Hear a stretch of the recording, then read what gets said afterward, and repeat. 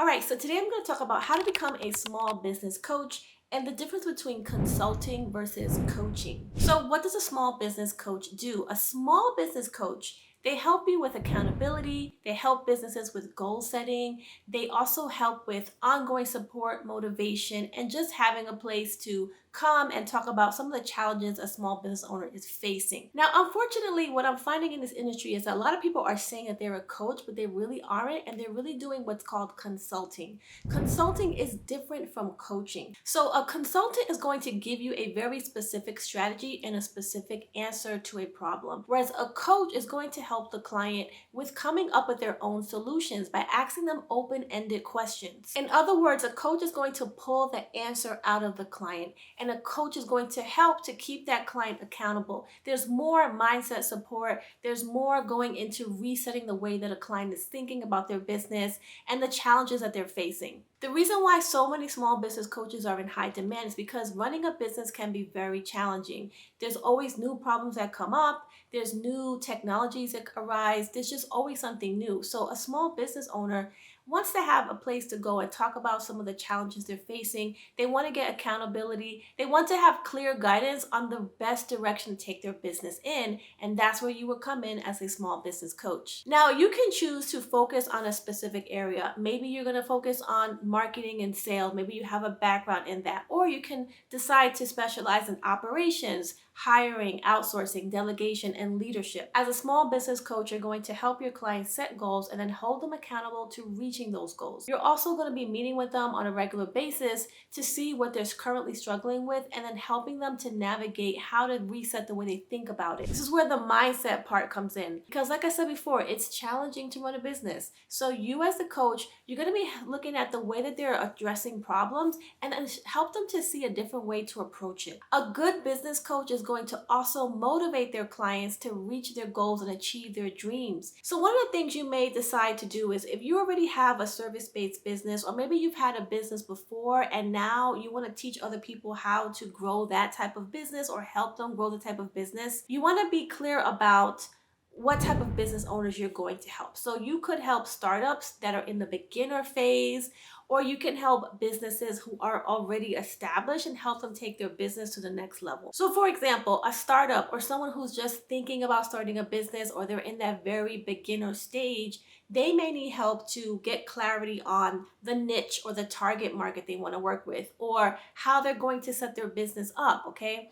The other thing is, as a small business coach, you can combine some level of consulting with your packages. So I have another video where I talked about doing consulting services as well, but you could have a hybrid. You could have 70% more coaching and maybe 10 to 20% consulting, okay? So you are like helping them with the mindset, helping them with the goal setting, but then sometimes they just need a very specific strategy. And if you have expertise in that, you can tell them what they should do. But you have to decide what percentage of consulting you're going to do versus the business coaching side. If you're going to be helping more established businesses, some of their problems are going to be very different than a startup or a beginner. For example, a business that already has sales, has a staff, maybe they have locations, they may be facing an issue where they have to hire certain people and they don't know how to go about doing that. Or maybe the CEO or the founder doesn't have good delegation skills. Maybe they already have a team,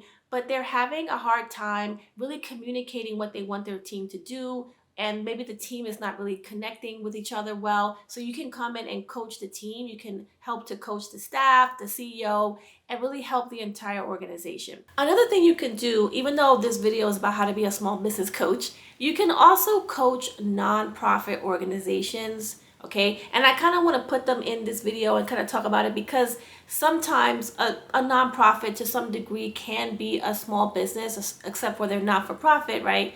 So some of the challenges they may have is setting a strategic plan, being able to have a clear mission and vision statement for their organization. So as the coach, you would come in and help a nonprofit get clarity on that. Now, you also want to decide on if you're going to choose a niche industry. So do you want to help health and wellness practitioners or just law firms? or do you want to work with e-commerce brands? You can decide to niche on a specific type of industry, or you can decide to be general and help anybody who has a business, as long as they're a small business, and just kind of help them with the accountability, goal setting. So in that situation, it's going to be best for you to focus more on helping them with their goal setting and helping them come up with the solutions. Because if you don't have specific experience in a specific type of business, like maybe you're working with a restaurant owner and you've never run a restaurant, so you can't tell them how to do marketing and what type of tools to get, but you can help them with clarity, with reframing the way they think about a specific challenge that they may be facing. So that's where you could be a general business coach. Let's talk about how to package your services. Okay, so there's two main ways to package your business coaching services, and I want to share with you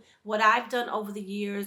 I started my business out as a social media, digital marketing content marketer. I had an agency, and over the years, I've transitioned into coaching and consulting services. So this is some of the stuff I've actually done in my own business, which has allowed me to be very, very profitable. So the two types of main services you can offer is you want to have a monthly package where you're going to work with someone on an ongoing basis, or you can have a group coaching program where you're helping a lot of people at one time. So I'm going to explain how to do that. Typically for a monthly retainer, a client that you're going to be working with has an ongoing problem that they need help with, okay? And this is why when I talked about this earlier, the mindset, the accountability, the support, business owners are always facing challenges, okay? So the best way to structure a coaching program where you're doing one-to-one coaching like a retainer is to have a longer option for them, and specifically having a specific container of time so that you can set specific goals throughout that time. So for instance,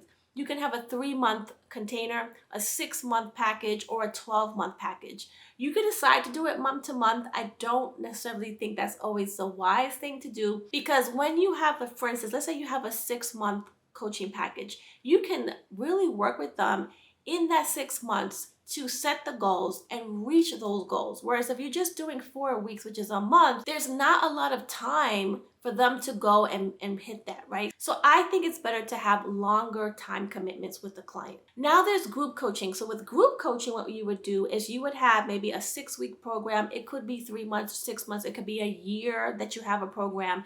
And you would meet with a group of clients within one session. So instead of just meeting one-to-one, you'll have 5 or 10 or 30 people on a Zoom call or any type of like video conferencing call, and you'll be coaching them all within an hour to 2 hours a week. Or you can set your program up so that you only do 2 calls, 2 sessions a month, or 1 session a month. It's really up to you, and depends on your program and the value that you're going to deliver and how many calls you think people really need within a specific time period. So with my group coaching programs, I've actually helped hundreds and hundreds of entrepreneurs. I've had 3-month programs. I've had annual programs, which are like 12 months in length. What I like to do is I like to have a curriculum that my clients can go through, and also it can use it as a reference. I typically like to include templates, worksheets, workbooks, different resources that they can use in between the coaching calls that we have as a group. All right, so there's a lot to cover on this topic. Let me know in the comments what other things you'd like me to talk about regarding small business coaching. I also have a resource to help you onboard clients as a small business coach. You can go and get that link in the description of this video. All right, so if you can subscribe to my channel and like this video, I'd greatly appreciate it. Thank you so much and have a blessed day.